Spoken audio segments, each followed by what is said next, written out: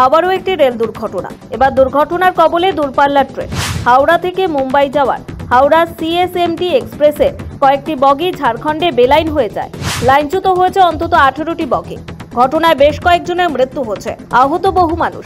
জানা গিয়েছে মঙ্গলবার ভোর 3:45 নাগাদ ঝাড়খণ্ডের চক্রধরপুরের কাছে দুর্ঘটনার কবলে পড়ে হাওড়া থেকে মুম্বাইগামী হাওড়া সিএসএমটি এক্সপ্রেস।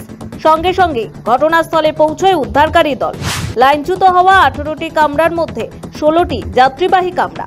এছাড়াও বেলাইন হয়েছে বিদ্যুৎ সংযোগের কামরা এবং প্যান্ট্রি কার। এই ট্রেনটির অদূরে লাইনচ্যুত হয়েছে আরেকটি মালগাড়িও। তবে দুটি ঘটনার মধ্যে কোনো যোগ রয়েছে কিনা তা এখনো স্পষ্ট নয়। এদিকে এই ট্রেন হাওড়া থেকে ছেড়েছিল। হাওড়া থেকে মুম্বাইয়ে যাচ্ছিল ট্রেনটি, ফলে এখানকার বহু যাত্রী ছিল বলেই অনুমান। মুম্বাইয়ে মূলত বহু রোগী যান কলকাতা থেকে বা এ রাজ্য থেকে। বিশেষ করে মুম্বাইয়ে ক্যান্সারের চিকিৎসার জন্য বহু রোগী যান, ফলে এই ট্রেনে একাধিক রোগীর থাকার সম্ভাবনা।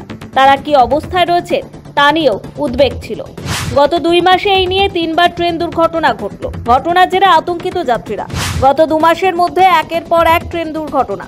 প্রশ্নের মুখে ভারতীয় রেল। ঘটনার প্রভাব পড়ে ট্রেন চলাচলের উপর। ওই লাইনে যাতায়াতকারী একাধিক এক্সপ্রেস ট্রেন বাতিল করা হয়েছে। একই সঙ্গে যাত্রীদের সুবিধার্থে হাওড়া স্টেশনে খোলা হয় হেল্প ডেস্ক। কিভাবে দুর্ঘটনা ঘটল তা এখনো স্পষ্ট নয়। কেন দুর্ঘটনা তা খতিয়ে দেখতে অনুসন্ধান শুরু করেছে রেল। ব্যুরো রিপোর্ট, সময় কলকাতা।